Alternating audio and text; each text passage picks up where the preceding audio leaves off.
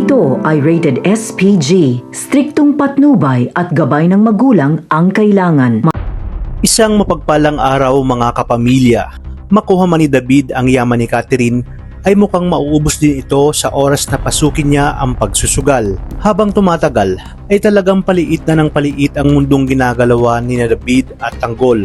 At dito malalaman natin kung paano uubusin ni Tanggol ang lahat ng pera na meron si David ngayon.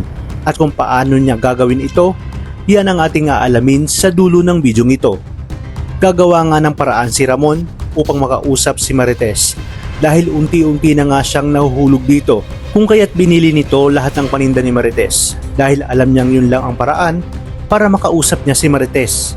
Iginit naman ni Tess na lalo lang dinadagdagan ni Ramon ang kanyang mga problema at sa kakaiwas nito kay Ramon ay muntikan na nga itong mabangga ng kotse. To the rescue naman si Ramon kay Marites.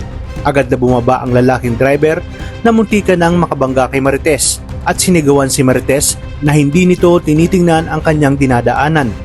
Nagalit si Ramon at pinakitaan ng baril ang lalaki. Tatakot nito ay bumulik agad ito ng kanyang sasakyan, kung kaya't nagpasalamat si Marites sa ginawa ni Ramon.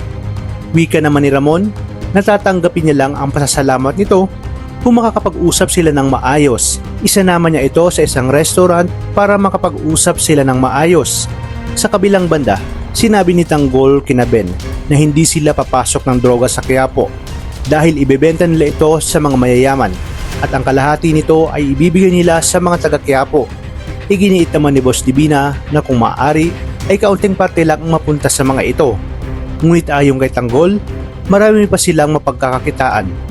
Kaya't ibalato na lang ito sa kanya ni Boss Divina. At dito nga gusto niyang pasukin nila ang pasugalan. At dumating na nga ang araw kung saan pumunta rin doon si David. Wala nga siyang pakialam sa 1 milyon na minimum at kahit 10 milyon ay handa daw siyang itaya. Nagulat si Tanggol nang makita niya si David. Lalapitan niya sana ito ngunit pinigilan siya ni Boss Divina.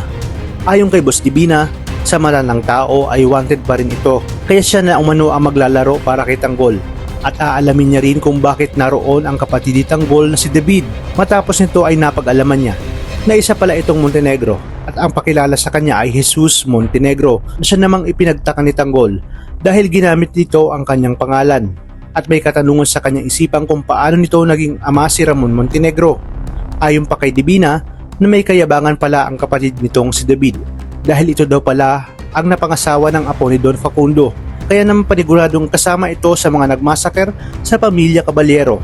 Sa inyong palagay, anong hakbang kaya ang gagawin ni Tanggol? Hindi na kaya siya makakapagpigil kung kaya susugurin niya na si David para tanungin sa kung ano ang bumabagabag sa kanyang isipan.